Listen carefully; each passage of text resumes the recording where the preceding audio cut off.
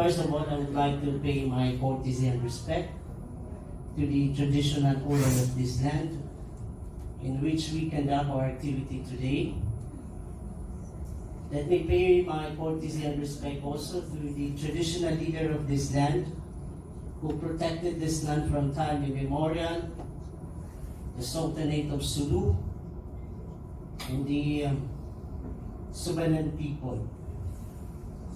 I would like also to pay my courtesy and respect to the city government of Zamboanga City who provided us with secured learning environment for all of us that made us enjoy the beauty and bounties of Zamboanga City. For I know you will be going home with a lot of gifts and pasalubong taken from all roads in Zamboanga City. And of course, my courtesy and respect to the people composing the central office, to Sir Eric, to Sir Giselle, and to our facilitators who have given their selfless efforts in giving us the best possible learning opportunities for us to improve ourselves better as learning resource supervisor. And above all, my courtesy and respect to all the learning resource supervisors who have given their precious time in coming here despite their busy schedules. Ladies and gentlemen, my impression is very nice. To sum it up, coming here really is a struggle in the very beginning. Why? Because at the back of my mind, I will be leaving the office with a gargantuan task, because coming here at the same time the division office was having the division screening and selection for promotables. And I'm one of those candidates for promotion. Wow. But here I am, I attended instead of attending the promotion and selection board.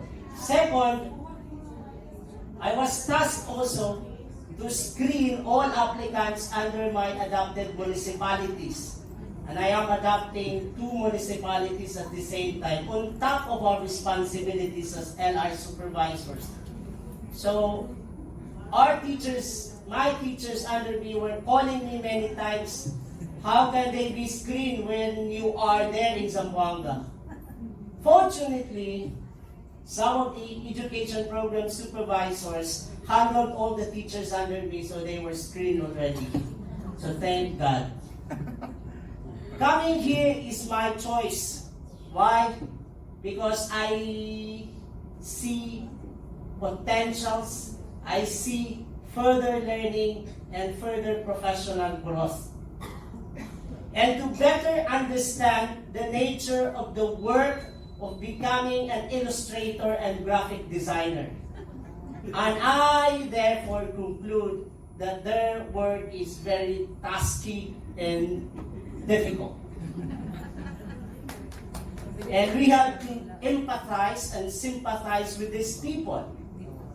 And I realized that every page of the book tells a very crucial story of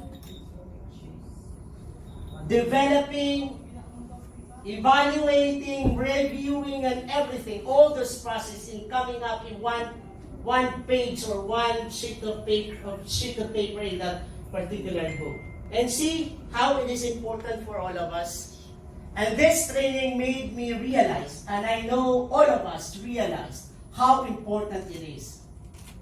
And we would like to congratulate the people behind this training, despite the struggles in having it more effective and efficient. That's part of the process. You cannot shoot a program, you cannot shoot a gun perfectly at the target, because there are many factors along the way that will influence the target outcomes that we wanted to achieve. And I salute to the people in the central office for having this activity. I myself learned Photoshop. Many years ago, I buy a book, not a book, a guide, a national bookstore on how to use Photoshop. And it took me 5 years to understand that book, but until now, I was not able to understand it. But because of this training, I now learn how to use Photoshop. Before, I was using Microsoft Publisher in designing tarpaulin, but it is not as good as the output of a Photoshop. But this training gives us those skills. That's why I prioritize this training more than the activity that we are having at the division office. In recommendation, we realize that illustrating job is really crucial and very important in book development. Maybe this time around, we have seen a significant change as to how the government is looking at providing opportunities for graduates. Before, people are not taking up library science. Why? Because they will end up jobless. But now, library science major are hired because we have librarian 2, 3, 4, 5, 6, and so on and so on. Before, no one is taking up guidance counseling. Why? Because you will end up jobless. Now we have items for guidance counselors. The question is, do we have items for illustrator? No. Maybe this time around, our recommendation to the central office, let us work hand in hand in pushing for reform or in pushing for the creation of items exclusively for illustrating jobs. Right? Because in this way, we can say that this is your work, this is my work, and we can move forward and achieve more and develop more learning materials. Hindi yung teacher, you develop, you write, you illustrate, and everything, you do it. So, the students. yeah. So, honestly, this training is really good, despite all the hardships and struggles that we have. And I hope more trainings to come in the near future. And all of us will be going home with a smile because we have a lot of gift along with us, taken from barter.